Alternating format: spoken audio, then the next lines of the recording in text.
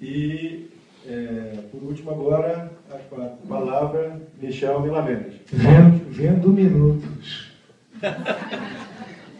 Está alto esse microfone, né? Precisa de uma distância.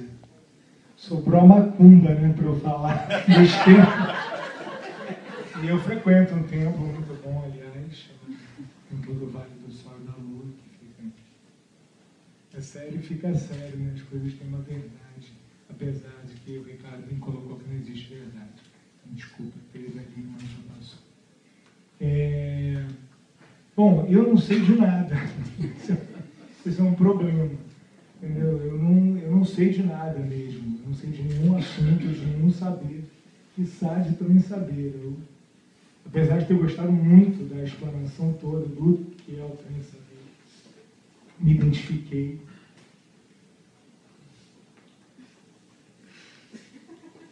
Eu fiquei olhando Transabereis, né? Transabereis também. Enfim. A cópula do saber. A cópula do saber. Não, mas me identifiquei, mas eu não sei de nada, de fato, eu não sei mesmo. E isso até algum momento da minha vida era até um ponto de partida que eu tinha me proposto, que eu achava que eu deveria me relacionar só, ou tentar fazer só aquilo que eu não sei. Então, e aí que eu me identifico com a ideia do Trem Saberes, que por isso eu me dispus na minha vida a trabalhar em diversos segmentos, fazer diversas atividades. Uma das razões para isso era o desejo de me colocar nessa situação de risco de ir fazer algo que eu não tinha uma experiência prévia. Então, mais do que a coisa em si, ou antes da coisa em si, a coisa em si era esse estado de risco, desespero e morte de quando você se dispõe a fazer um espetáculo de teatro, e de um espetáculo de teatro você fala, vou fazer um programa de TV, de lá você vai escrever um poema, e a cada vez que você se confronta com uma dessas coisas que você não tem se relacionado, você se desespera e fala, o que eu estou fazendo aqui? É um absurdo completo essa opção, mas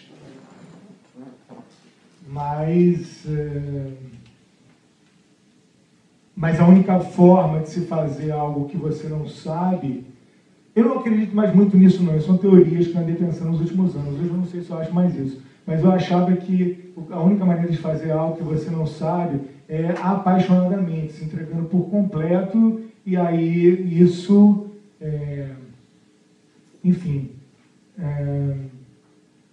estou me estendendo sobre o não saber, que não era o tema que eu queria falar, porque eu não queria falar tema nenhum, porque eu não sei de nada. Mas, enfim, só justificando que me identifiquei com o Trem Saber por esse sentido. Mas aconteceu um fato curioso também, porque vindo para cá eu recebi um e-mail falando que o tema da mesa seria do que você se alimenta, não é? E eu vim para cá, assim, pensando nesse negócio, mas eu cheguei aqui, isso não é o tema. E não tem problema.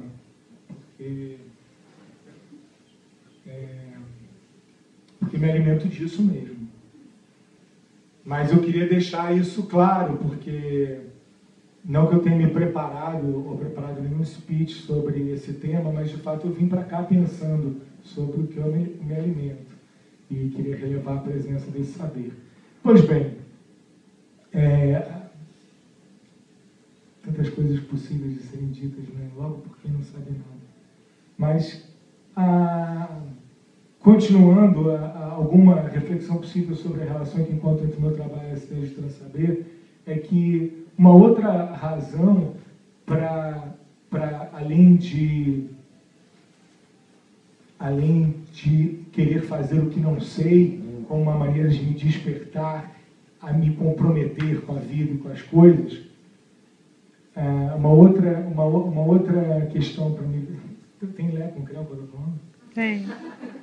Vocês sabem das coisas, vocês devem estar aqui falando. Uma outra conexão com o Trem Saber, e por essa opção de migrar de uma coisa para outra, vem também do fato de como eu entendi que eu me alimentava do mundo e da arte e do que eu gostaria de propor para as pessoas. E o que eu gostaria de propor é o que eu vejo mais interessante nesse processo todo, que era a possibilidade de renovar o olhar de quem estava se relacionando, no caso, com a obra de arte que estava sendo proposta, ou o que quer que seja. E, então, eu acho que isso é uma aventura, um ponto de partida generoso, oferecer ou tentar se comprometer com o outro, convidar o outro a perceber o mundo de uma maneira diferente. E eu entendi que um dos procedimentos mais interessantes para isso é justamente essa migração de uma linguagem para outra. Lembrando tem um filósofo francês que eu gosto muito, e volta e meia recorro, que é o Jean-Jacques Rancière, que tem uma expressão que é a desestabilização do olhar. E isso sempre me chamou muito a atenção, tanto como espectador do mundo em qualquer situação, como alguém que está propondo um trabalho. Então eu achava que isso era uma coisa rica de se oferecer para as pessoas, posto que somos 7 bilhões, e em tese cada um tem uma visão única, e essa desestabilização pode ser um convite a que essa pessoa tome esse caminho de se perceber, percebendo sua maneira única. Então usei durante muitos anos como recurso, no meu trabalho, essa ideia de transsaberes. De fazer um espetáculo de teatro que contemplasse poesia ou música, ou o que quer que seja, visando desestabilizar o olhar. Assim, senão eu deveria dar um grito agora também, para que eu possa, na prática, exercer o que estou falando, senão eu estaria linearmente, fazendo uma explicação e não estaria transgredindo. Bom, até o momento isso é tudo que me ocorre sobre essa questão do transsaber, de transar com Berenices. Ainda tenho minutos para vender? Mas foi interessante que, quando eu pensei que o tema seria o que você come, não é isso? Não. Quem você come? Você mandou um e-mail sobre isso hoje, não mandou? O que você se alimenta? Você transa bereja. Suruba cósmica. Oi, perdão? É a suruba cósmica. Isso! Então, justamente, aí eu fiquei elucubrando sobre esse tema, o que eu poderia pensar, e fui tentando averiguar do que é que eu me alimentava, e fui passando por diversas coisas, desde a constatação de que a gente se alimenta de tudo, que a gente é alimentado pelo outro. Depois pensei no rigostofagia, que você citou no meu trabalho, e que imaginei que era uma das razões na comunicação que a gente teve de você ter me chamado. Pensei que eu poderia falar sobre o rigostofagia, que era me alimentar de vômito, e que eu acho que eu continuo fazendo isso, mas não tanto. Então eu achei que se eu fosse falar sobre isso, seria um pouco retomar um discurso que eu já sabia, então eu não falaria sobre isso. E fiquei me perguntando do que é que eu me alimento, e concluí, enfim, que eu me alimentava, apesar... não tinha como não pensar que eu tenho dieta, mas isso era para ser até uma butade, uma piada, mas é real. Enfim, são os vários approaches do que se alimentar. E pensei que eu me alimento primordialmente de amor e de revolta. E aí eu pensei em falar sobre isso, e aproveito esse parênteses para estender o meu abraço de amor ao Ricardo uma vez mais, que não vejo há 20 anos, e que foi generoso e amoroso desde o primeiro encontro. Mas tudo isso para dizer que, ao final de minha reflexão sobre o do que é que eu me alimento, eu pensei que eu me alimentava do outro. E veja que golpe baixo eu usarei agora, já prevendo que o tempo está andando e que temos que abrir a palavra ao público presente, que esse pode ser o link triunfal para que eu me safe dessa situação de ser alguém que não sabe de nada, mas que, ao mesmo tempo, passo a saber a partir do momento que eu me alimento do que o outro diz ou se propõe. Então, estou aqui totalmente sabendo do que virá. Eu só sei o que será perguntado ou falado a partir de agora. Então, tem uma cara de incompletude esse speech, esse discurso, e é assim que eu penso que sou mesmo. Fim.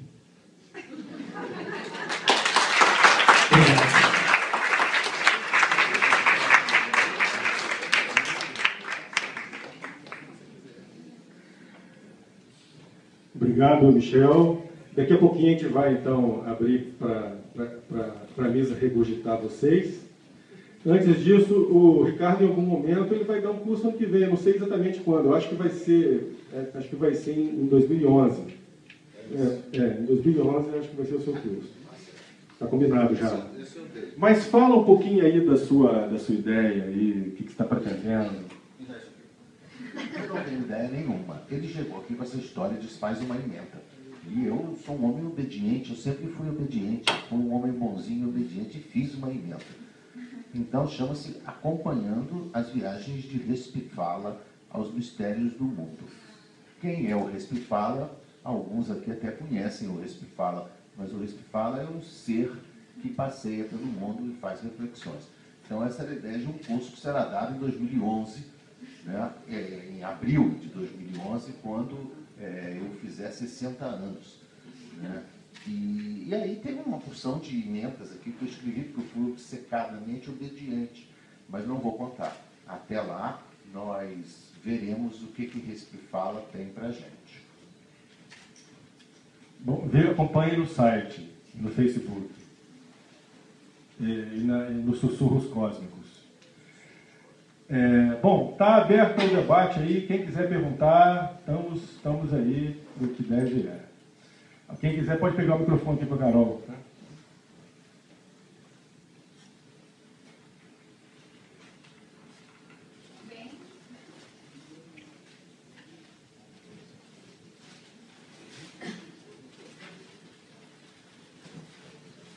Uma trans pergunta. Vocês querem se perguntar? Vocês querem se perguntar? Eu, como Ricardo, faço isso todo dia diante do espelho. É verdade. Mas eu não vou perguntar agora, não. Agora era bom te ouvir o que vocês têm para dizer. Mesmo que seja esse silêncio, que é encantador também. Nós poderíamos ficar aqui por 20 minutos escutando o bater dos corações aqui presentes. E pronto. E nos saciar com isso, vomitando tudo. Seguindo do Michel. Eu já não vomito mais. Não, vomito, mas não só isso, eu faço outras coisas. Michel, eu queria fazer uma pergunta para você. Você falou que acreditava muito antes, que a única maneira de fazer as coisas era apaixonadamente, mas que agora você já não está mais acreditando tanto nisso. Eu queria que você se aprofundasse um pouco sobre em que você está acreditando agora, ou como você vê essa proposição hoje, e como você vivia isso antes. É uma pergunta muito...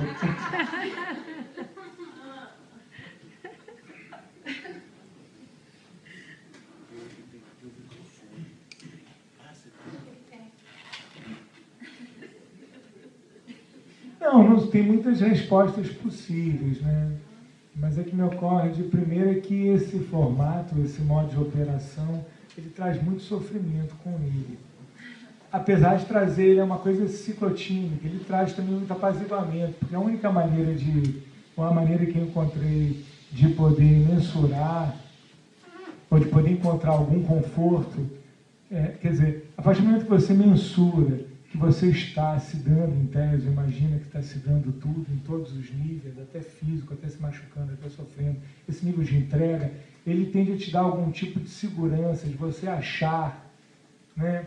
Quer dizer, normalmente isso é usado, né? Que maneira você tem de aferir, quer dizer, você não tem controle nenhum sobre o seu trabalho.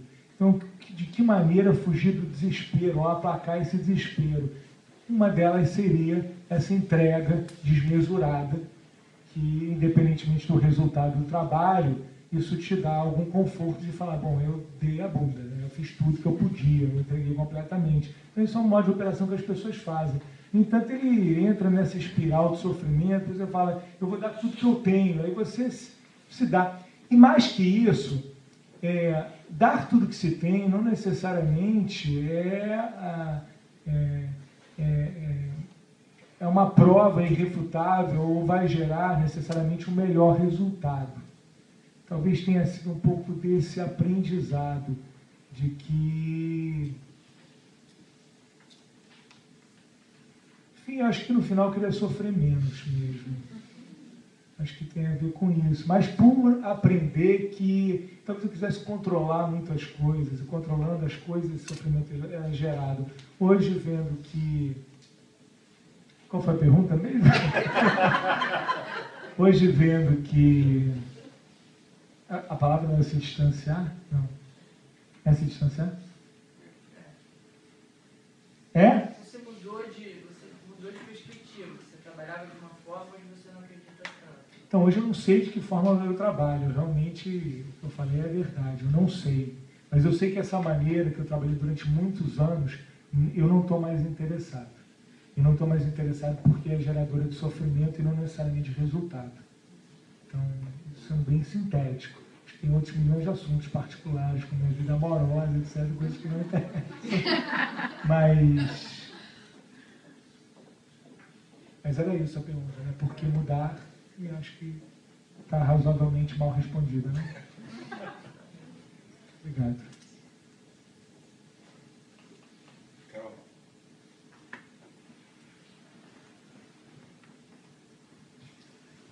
Eu queria colocar um tema aqui na mesa, ver o que vocês acham, que é em relação à instituição, hoje em dia. A instituição, seja a instituição acadêmica, seja a instituição homem, seja a instituição arte, me parece que a gente está vivendo uma crise das instituições em vários níveis. Ecológico, político, econômico, as bases que a gente estava acostumado desde o século XVII, desde o avanço iluminista, está frágil.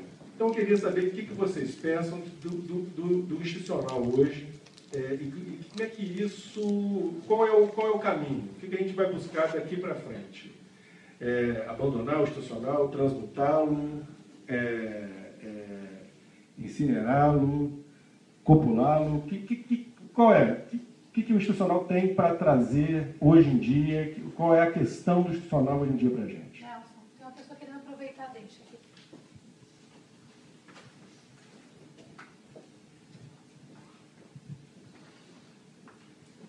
Pegar carona na cauda de cometa aí que você lançou, porque eu tomei coragem de fazer a minha pergunta. Como é que vocês... ideia. Oi? Essa é a ideia. Exatamente, que bom. Eu estava aqui me deliciando vendo vocês falarem. Eu sou professora, sou lá da UFRJ e fiquei assim, cara, como é que esse cara consegue estar lá na UFRJ? A gente tem que ensinar e tem que saber, né? Tem que mostrar que eu sei. E estava ouvindo vocês e assim, ai, que delícia, sabe? Estava aqui curtindo esse passeio pelo não saber, pela não verdade, não real, sei lá qual o nome que a gente dá para essas coisas. E aí eu fiquei me perguntando assim, como é que vocês convivem? Vocês que estavam falando do institucional, como é que vocês convivem? Fiquei muito curiosa, assim, né? Que essa é a minha questão. Ser livre, ser expressiva, né? Poder estar bem comigo e estar na instituição, nas instituições. Essa é a carona. A pergunta é para os quatro. Quem aí? Não sei se mereço, estou com o Michel. Eu acho que só a paixão pode ensinar o verbo, a letra certa. Eu sempre tive esse mote. A coisa do institucional, não adianta tocar fogo no institucional. O institucional queimado é institucional. Não adianta abolir o institucional. O institucional abolido é institucional. Então, o institucional é institucional. Ele existe para que a gente tenha um institucional. E todos temos institucionais. Como é que a gente consegue ser feliz? Não é bem a palavra, eu acho. Ser e não ser sério simultaneamente, quer dizer, estar dentro da academia com os robôs da CAPES em volta da gente e tudo, e assim mesmo transsaber, não é um caminho difícil, não. Ele exige que você fique nu diante do espelho de manhã e faça uma pergunta que ele não seja capaz de responder. Se você fizer isso toda manhã, tudo vai se dar. E eu achei o método vômito do Michel também interessante. Claro que ele já não vomita mais, mas eu vou passar a vomitar. Eu posso pegar esse bastão do vômito e passar a vomitar também? Eu acho bom essa coisa. A náusea é nossa, né? A náusea é nossa. Esse vai ser o nosso lema aqui. A náusea é nossa. Essa coisa de você se desalimentar, né? Ao invés de insistir, desistir. Ao invés de existir, desistir de novo, né? E olhar olhar a história que ainda não aconteceu. É a única que importa você olhar, né? E ir caminhando. Claro que tem empecilhos para a gente caminhar, né? Institucionais às vezes, mas tem sempre uma brecha. É a fé na brecha, que chama fé na brecha. Você olha aquele muro, aí você diz assim para você mesmo: tem uma brecha, e nada. Aí você diz: tem uma brecha, e nada. Na terceira vez, a brecha aparece. Ela estava ali, disfarçada de muro, mas ela está ali. Os muros todos têm brecha, e a gente vai caminhando. Claro que você não pode fazer as coisas que eu disse aqui que faço, porque são mentiras. Eu não faço, eu sou um cara comportado, etc. Não. Por favor, não faça isso, depois vai me culpar. De que área você é? Lá. Eu sou psicóloga. Na verdade, eu sou professora colaboradora do curso de terapia ocupacional. Ah, Lá no certo. CCS. Lá no CCS. Nós temos gente do CCS com a gente, alunos e professores, né? E não são apenas loucos. Claro que um pouco louco eles têm que ser, né? Senão eles pintam as brechas de muro novamente. Tá bom? Tá ótimo. Passo aqui para você, meu querido. Adorei o grito. Ah, eu queria pedir permissão para gritar também, porque eu achei que foi um abuso. Eles falaram depois de mim e gritaram. Eu achei que ia... Mas eu estou muito rouco, então eu vou dar um gritinho meio grosso, assim. Ah! Tem a ver com extras. Foi de extras, diante da brecha. Para eu responder essa pergunta, eu precisaria também da ajuda de vocês. Se eu vou contar até 3, a gente vai dar um grito, todos nós. Tá bom? Isso é para responder de olhos bem abertos. De olhos bem abertos. Isso é para a gente poder responder essa pergunta da instituição. 1, 2, 3.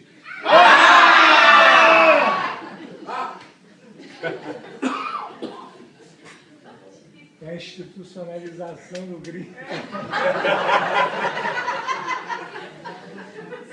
Está respondido? Não, não está, né?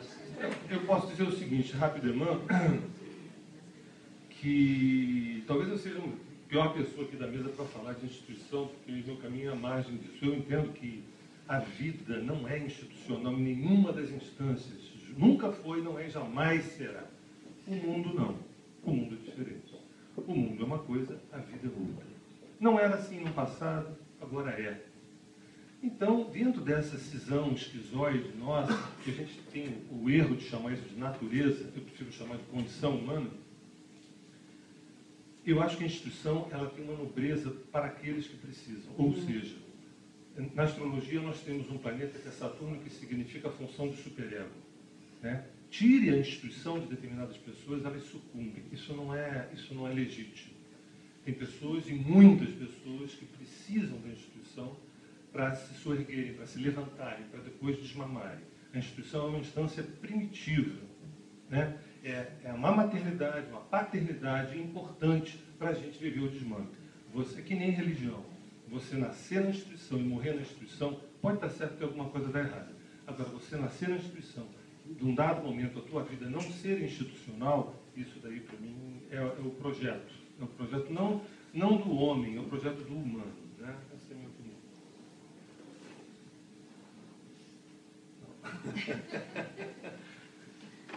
Eu não sei nada de instituição. A pior instituição que eu conheço sou eu, porque eu entendi que instituição é uma coisa ruim, não é isso? Então eu acho que eu sou uma instituição péssima. Eu acho que as instituições que dão planos de saúde são muito legais. Né? Toda vez que eu entro numa instituição que dá plano de saúde, eu fico muito feliz, porque é um terror, né? Você não tem um plano de saúde.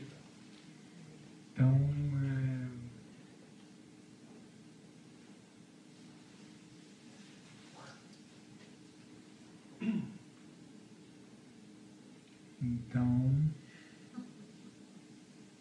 Acho que é o processo das instituições. Isso. Deixa eu falar mais um pouco. Vendo minutos. Tem duas perguntas aqui. Eu vou só responder um pouquinho também. A gente, para bolar esse evento aqui, teve que casar ali com o lançamento do livro, alguma coisa ali, então teve uma dificuldade de tempo. E, assim, é claro que essa disposição aqui não é a ideal, né? Essa disposição ainda é dualista, transcendental, né? O saber transcendental aqui na mesa.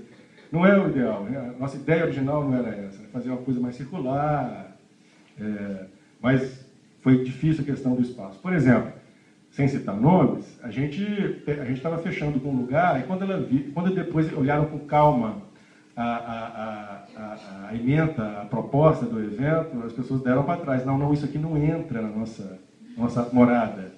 A casa do meu pai não entra esse tipo de coisa.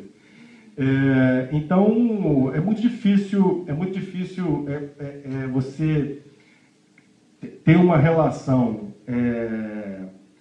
de desconstruir o institucional nele. Não dá para abandoná-lo, mas dá para sempre colocá-lo em questão, né, como o Ricardo estava sugerindo de certa forma. Então, eu acho que a forma da gente lidar com isso no dia a dia é um exercício constante e envolve várias estratégias. Eu vou contar um exemplo muito rápido aqui, porque é o exemplo que começou essa história toda para mim, assim, no sentido mais prático de começar a escrever o livro, a história que abre o livro. O meu sobrinho, quando tinha 3 anos de idade, ele perguntou para mim por que o Batman não voa, já que ele tem capa, e o Super-Homem voa. E eu falei assim, é simples, o Super-Homem veio de Krypton. Quando ele vem aqui do nosso planeta, no Sol amarelo, ele tem poderes, ele voa, ele solta raios, esse tipo de coisa. Aí ele tinha 3 anos e falou assim, mas isso é tudo de mentirinha, né? Que é o peso institucional, porque a família falando assim, ele tem que passar no vestibular, eu tenho que desacreditar dele, do Papai Noel, dos personagens de ficção que são irreais, a ideia de ficção como não realidade, né? Que isso é institucional também. E eu, muito danado da vida, falei, não é verdade, é tudo verdade. Ele ficou nervoso, começou a andar pela sala, e eu falei, calma, senta aqui, imagina um cavalo azul. Aí ele fechou o olho, imaginei. Agora imagina um cavalo azul criando asas.